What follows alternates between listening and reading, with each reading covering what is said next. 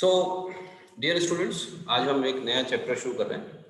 इस चैप्टर का पूरा जो नाम है वो है वर्क, पावर एंड एनर्जी। तो वर्क, पावर एंड एनर्जी ये बेसिकली एक तरह से कैसा चैप्टर्स है, ये दूसरे चैप्टर्स के अंदर जो हम यूनिट्स यूज करते हैं या जो वर्क कैलकुलेट करते हैं, एनर्जी कैलकुलेट करते हैं, पावर कैलकुलेट करते हैं, तो उसके लिए एक बेसिक चैप्टर डिवाइस कर दिया गया फिजिक्स के अंदर, जिसको हमने नाम दिया वर्क, पावर एंड एनर्जी। ठीक है, तो इसके जो बेसिक कंसेप्ट्स हैं वो वर्क, पावर, एनर्जी के, वो इस चैप्टर में हम क्लियर करते हैं। ठीक है, तो the very first topic is work. Work होता क्या है, वर्क होता कब है, वर्क कितना होता है, ये हम समझने की कोशिश करेंगे। Now, first of all, the definition is concerned, तो definition की बात कर लेते हैं। Work is done when a force, ये that नहीं आया यहाँ पर, is applied to an object, moves that object। Work कब होता है फिजिक्स के अंदर, वर्क माना कब जाता है, वर्क माना उस टाइम जाता है जब कोई ऑब्जेक्ट मूव करने लगे किसी फोर्स की वजह से।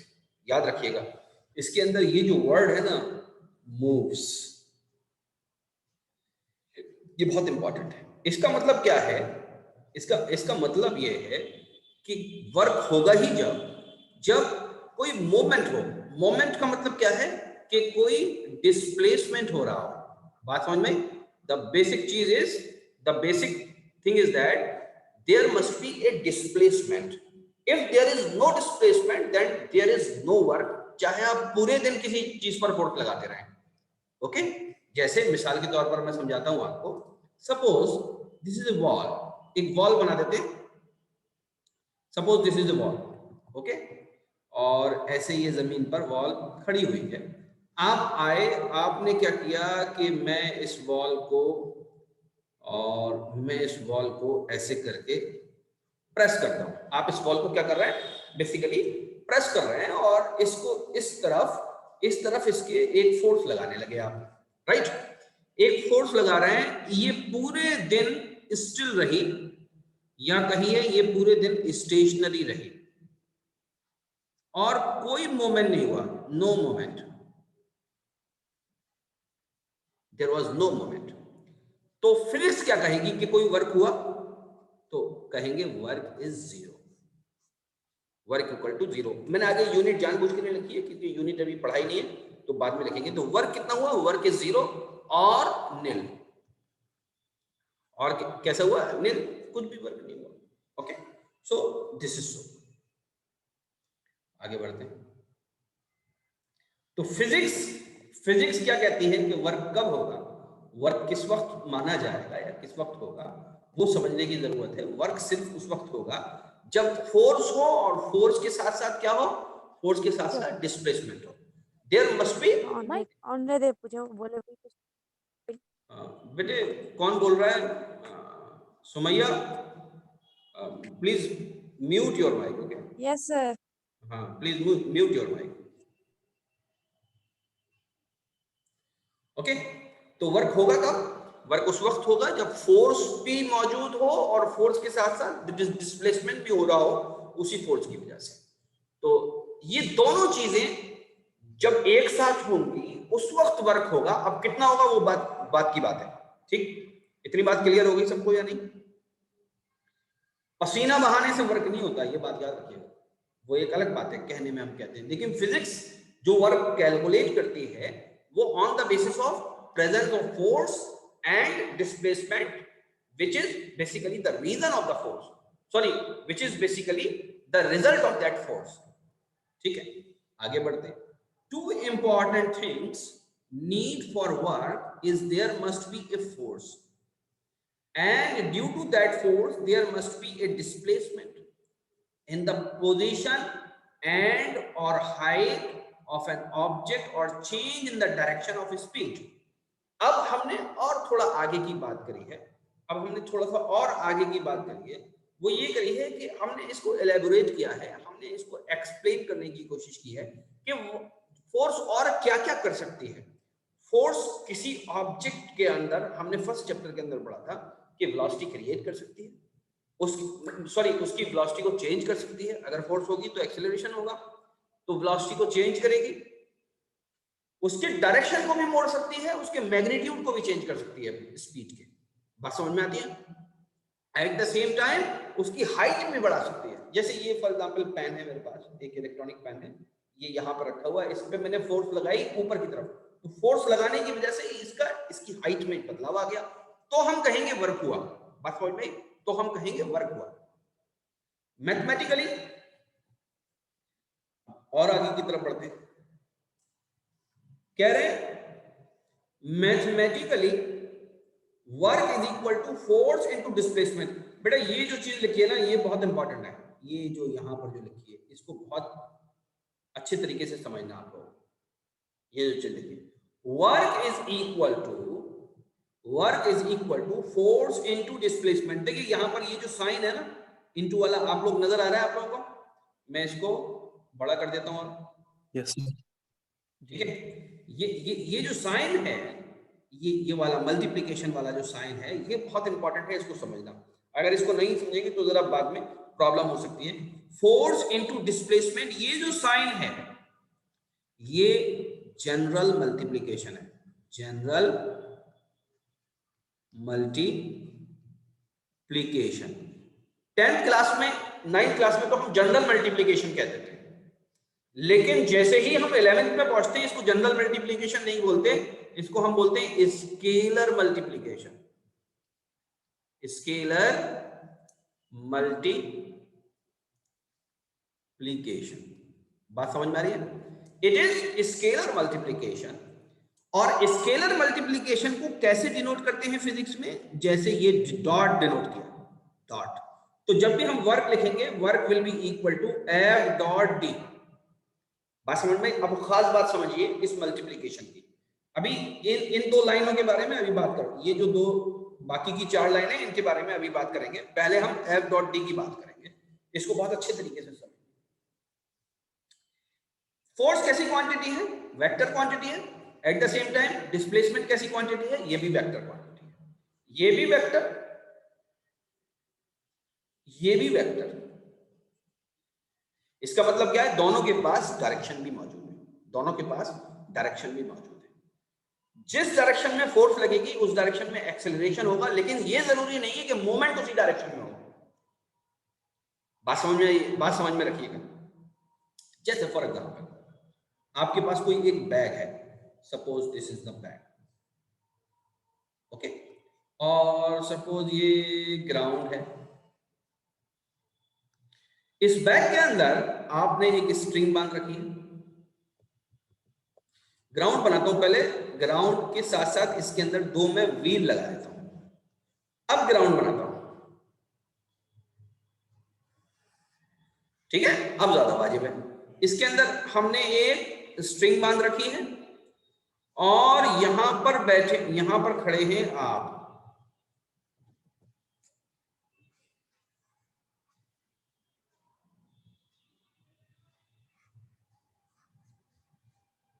है, ये मैंने बना दिया और आपने अपने हाथों से इसको पकड़ रखा है। बात समझ में आ गई? और आपकी ये नाक है, यानी आप इस डायरेक्शन में चल रहे हैं। तो इसके ऊपर आप फोर्स किस डायरेक्शन में लगा रहे हैं? आप इस डायरेक्शन में फोर्स लगा रहे हैं। और इसके अंदर डिस्प्लेसमेंट किस डायरेक्शन में हो रहा है? इसके अंदर डिस्प्लेसमेंट इस डायरेक्शन में हो रहा है। बात समझ में आ रही है? इसके ऊपर अलग डायरेक्शन में फोर्स लग रही है और अलग डायरेक्शन में डिस्प्लेसमेंट हो रहा है। अगर हम इसको बैक ट्रैक करें तो हमको ये पता लगेगा कि फोर्स और डिस्प्लेसमेंट के बीच में एक एंगल है थीटा। बात समझ में आती है नहीं आती? तो क्या हम वर्क कर रहे हैं? तो हम कहेंगे यस, हम वर्क कर रहे हैं। और वो वर्क किसके बराबर है? वो है F डॉट डी। और जब भी हम डॉट लगाएंगे तो हम क्या करेंगे? हम एरो जरूर लगाएंगे। यहां पर अगर एरो नहीं लगा हुआ है तो समझिए गलत है। एरो हर जगह लगा होना चाहिए जहां पे डॉट हमने यूज किया। बात समझ में? क्या चीज? डॉट जहां पर हम यूज करेंगे वहां पर हम एरो लगाएंगे। ये किसके बराबर होता है? ये बराबर होता है फोर्स, और इसका हम मैग्नीट्यूड ले लें, मल्टीप्लाई कर दें डिस्प्लेसमेंट से, और मल्टीप्लाई कर दें कोसाइन थीटा से। बात समझ में आई? तो वर्क एक्चुअली में बराबर होता है एफ डी कॉस थीटा। ये कॉस थीटा जब हमारा मन करता है कि हम ना लिखें तो हम क्या करते हैं चालाकी, कि हम वेक्टर फॉर्म लिखते हैं एफ डॉट डी खाली। इसका मतलब यही होता है जो ऊपर लिखा हुआ है। बात समझ में आई? वर्क। अब वर्क की यूनिट क्या होती है? अब वर्क की यूनिट क्या होती है इसकी बात कर लेते हैं। तो अब वर्क की यूनिट बेसिकली क्या होती है? वर्क की यूनिट होती है न्यूटन मीटर, क्योंकि ये न्यूटन में, ये जो आपका फोर्स है वो कैसे, वो न्यूटन में, और डिस्प्लेसमेंट कितने, मीटर में। तो hence newton metre is the unit of the form. बात समझ में आ गई? ये एक बात हो गई, एक यूनिट हो गई। दूसरी यूनिट निकालने का क्या तरीका है? दूसरी यूनिट निकालने का तरीका यह है कि आप क्या करें, फोर्स की यूनिट क्या होती है? फोर्स को हम मास इनटू एक्सेलरेशन लिख देते हैं, तो फोर्स की यूनिट हो जाएगी केजी मीटर पर सेकंड स्क्वायर, और डिस्प्लेसमेंट की यूनिट हो जाएगी मीटर। तो यानी वर्क की जो दूसरी यूनिट होगी वो होगी केजी मीटर स्क्वायर पर second square. Are you getting the point? आप सब लोगों के समझ में आ रही है कि एक यूनिट होती है न्यूटन मीटर, और दूसरी यूनिट होती है केजी मीटर स्क्वायर पर सेकंड स्क्वायर। सब लोगों के ये समझ में आ गई बात? Yes sir. है ना? ये दो यूनिट हो गई। अब वर्क के बारे में और बताता हूं मैं थोड़ी सी बात। मैंने आपसे ये कहा कि वर्क बराबर होता है एफ, इसको हमने दो लाइनों में रखने का मतलब क्या है, हम दो लाइनों में जब रखते हैं, जब हम खाली मैग्नीट्यूड उससे कंसर्न होते हैं, हम क्या नहीं निकाल रहे होते, हम डायरेक्शन नहीं निकाल रहे होते। F D cos theta. अब ये थीटा कितना हो सकता है? ये थीटा तो 0 भी हो सकता है, और ये थीटा 90 भी हो सकता है। तो जब थीटा 90 डिग्री होता है उस वक्त वर्क कितना होता है? उस वक्त वर्क 0 होता है। उस वक्त वर्क कितना होता है? 0 होता है। ये बात समझ में आ गई आपकी या नहीं? Yes sir. अब बहुत कंसेप्ट की बात बता रहा हूं। ये जो फिगर थी सबसे पहले तो यही बता दूंगा आपको। अब देखिए ये जो शख्स चल रहा है इस बॉक्स को लेकर, ये जो बॉक्स है इसको लेकर चल रहा है ना, अगर ये थीटा को इंक्रीज करके स्ट्रिंग को ऊपर ले आए और थीटा को कितना कर दे, थीटा को 90 डिग्री कर दे, तो कोई वर्क होगा क्या? क्या इस डायरेक्शन में ये बॉक्स मूव करेगा? No sir. ये बॉक्स ऊपर तो चला जाएगा लेकिन इस डायरेक्शन में नहीं चलेगा। तो क्या होगा? अलोंग द ग्राउंड वर्क 0 हो जाएगा। अलोंग द ग्राउंड वर्क 0 हो जाएगा। एक बात। दूसरी बात और बताना चाह रहा हूं मैं आपको, वो नीचे बताऊंगा। दूसरी बात क्या है कि वर्क जब भी होता है, वर्क किसी फोर्स के अगेंस्ट होता है या किसी फोर्स के फेवर में होता है, याद रखिएगा।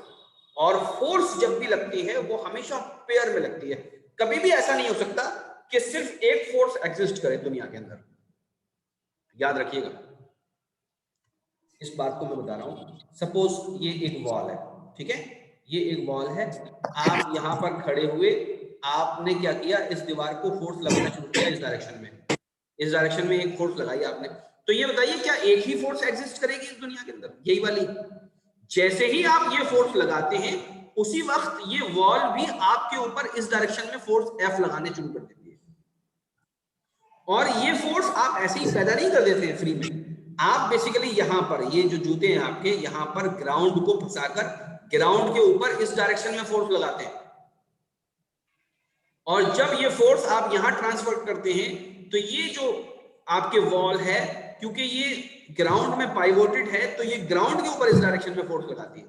तो फोर्स जब भी होती है पेयर में होती है, फोर्स जब भी होती है पेयर में होती है, ये बात याद रखिएगा।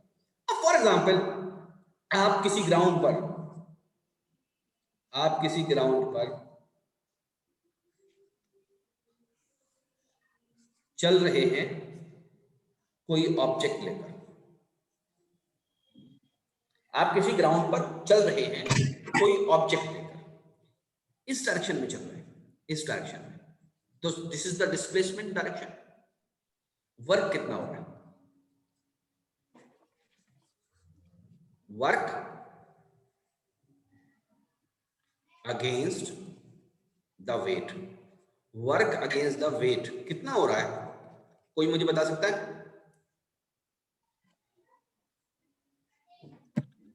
सर हाँ, कॉस कॉस कॉस की मतलब सर निकाल सकते हैं वर्क हम लोग। 0। अब मैं बताता हूँ, 0 हो रहा है। इसका इसका वेट किस डायरेक्शन में है? इसका वेट इस डायरेक्शन में है या नहीं? बोलो भाई। Yes sir, yes sir. Weight तो बेसिकली फोर्स होती है ना, ग्रेविटेशनल फोर्स होती है। तो इसको ऊपर उठाए रखने के लिए आप इस डायरेक्शन में फोर्स लगा रहे हैं या नहीं लगा रहे?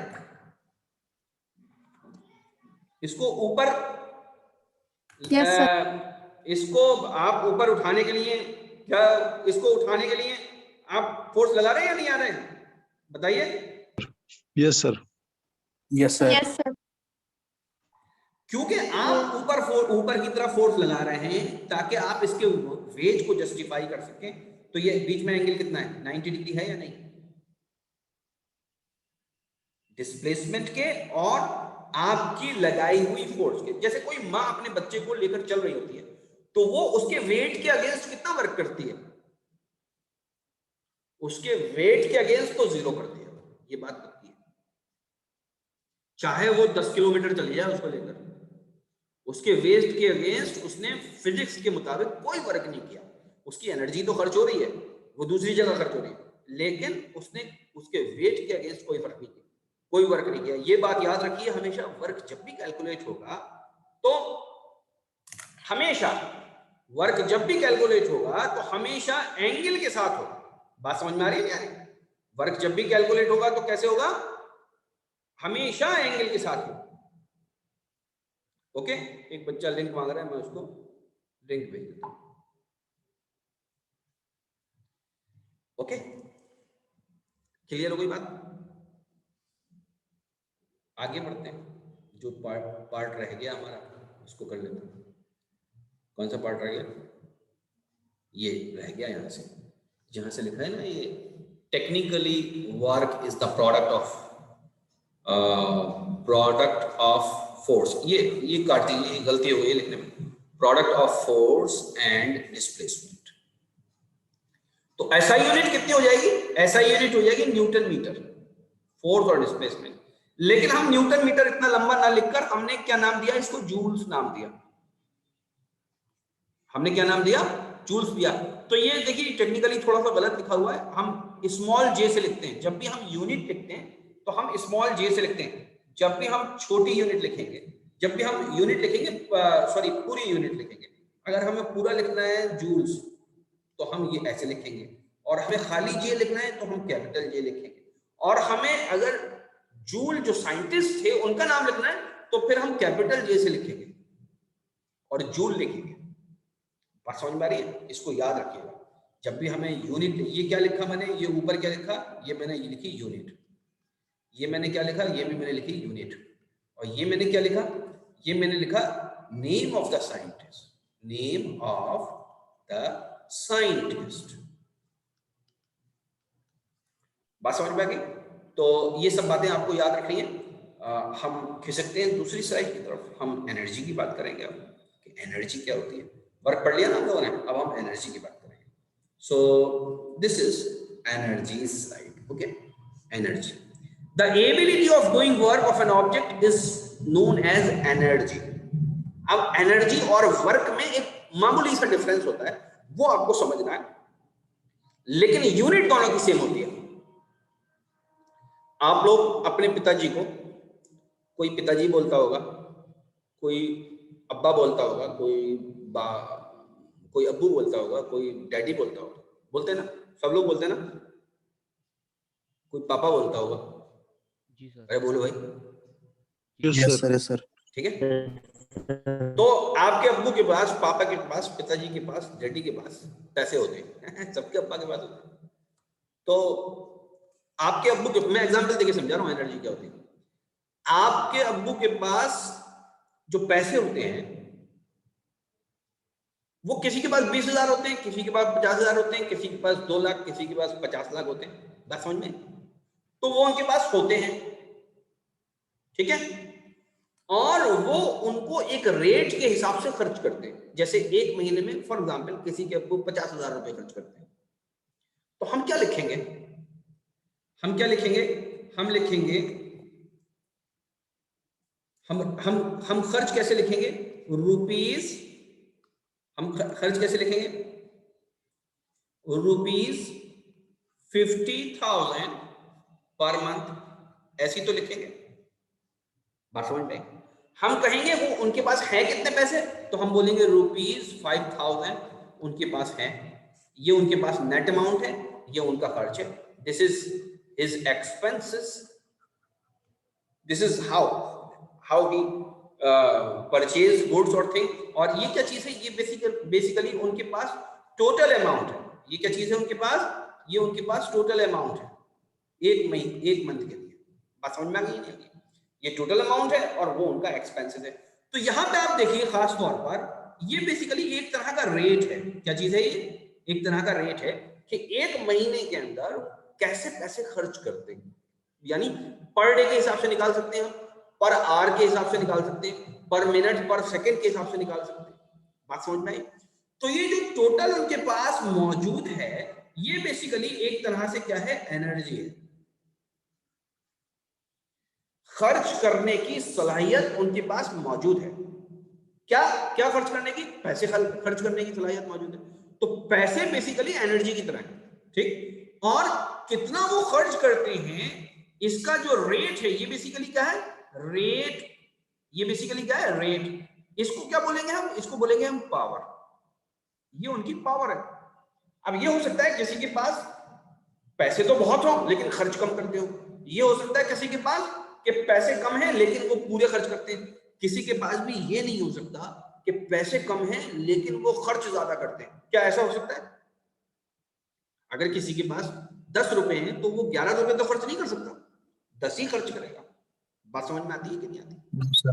यही हाल एनर्जी का है। यही हाल किस चीज का है? एनर्जी का है। Energy is basically ability to doing work. इसको मैं बोलूंगा एबिलिटी टू डू खर्च, खर्च करने की एबिलिटी या वर्क करने की ability of an object is known as energy. ये वो पैसे हैं जो टोटल है। अब इसको किस रेट से खर्च करेगा वो पावर की स्लाइड आने वाली है, उसमें देखेंगे। Energy neither can created nor be destroyed. जैसे पैसे होते हैं उनको आप क्रिएट भी नहीं कर सकते, डिस्ट्रॉय भी। आप अपने घर के अंदर पैसे बना नहीं सकते, आप अपने घर के अंदर पैसे जला भी नहीं सकते। किसी को सुना है कभी अपने घर में पैसे जला रहा है, वो खत्म कर रहा है? तो ना तो आप डिस्ट्रॉय करते हैं ना ही आप पैदा करते हैं। अपने घर के अंदर पैसे तो पैदा नहीं करते ना, आप क्या करते हैं? पैसे को एक जगह से दूसरी जगह ट्रांसफर करते हैं। एक जगह से दूसरी जगह पैसे को क्या करते हैं? आप ट्रांसफर करते हैं। तो energy neither can created nor be destroyed. Energy can only be converted from one form to another. जैसे पैसे को आप एक घर से दूसरी जगह, एक घर से दूसरे दुकान में ट्रांसफर करते हैं, ऐसे ही बेसिकली एनर्जी को भी एक फॉर्म से दूसरी फॉर्म में कन्वर्ट करते हैं। Different forms of energies are potential energy, thermal, electrical, chemical, nuclear etcetera. All forms of energy are associated with motion. ये सारी फॉर्म्स जो हैं बेसिकली मोशन से एसोसिएटेड हैं। जैसे ही हम काइनेमेटिक्स में घुसते हैं, ये सारी की सारी एनर्जी की फॉर्म को हम मोशन से रिलेटेड, मोशन से उनका रिलेशन देखते हैं। और अगर मोशन नहीं हो रहा है तो आप ये समझिए पूरी दुनिया रुकी हुई है। एक्चुअली में मोशन से ही हमारे काम जो है वो हल होते हैं, ठीक? अब ध्यान से सुनिए, कुछ स्टूडेंट नए भी होंगे इसके अंदर, राइट? एक दो स्टूडेंट नए भी होंगे। तो अभी हम ये, क्योंकि 9 मिनट रह गए, 8 मिनट 8.5 मिनट रह गए जूम की क्लास में, जूम की क्लास खत्म होने में 8.5 मिनट रह गए। सब लोग को आवाज आ रही है मेरी? यस सर, मुझे आवाज आ रही है। सुमैया तुम्हें आवाज आ रही है बेटा मेरी? ठीक है। यस सर, आ रही है।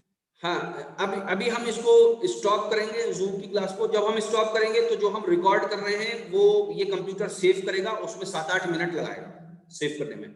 और जैसे ही वो सेव हो जाएगा मैं दोबारा ऑनलाइन आ जाऊंगा, मैसेज करूंगा आप लोग दोबारा खुद आ जाएंगे इसके अंदर, ठीक है, बात समझ में आई? तो वो सेव Yes, करने में sir. थोड़ा सा टाइम लगता है, ठीक है, तो वरना ये खुद ही खत्म हो जाएगा, हम खुद ही खत्म कर देते हैं, ये क्या खत्म होगा, ठीक है, ओके। Okay sir.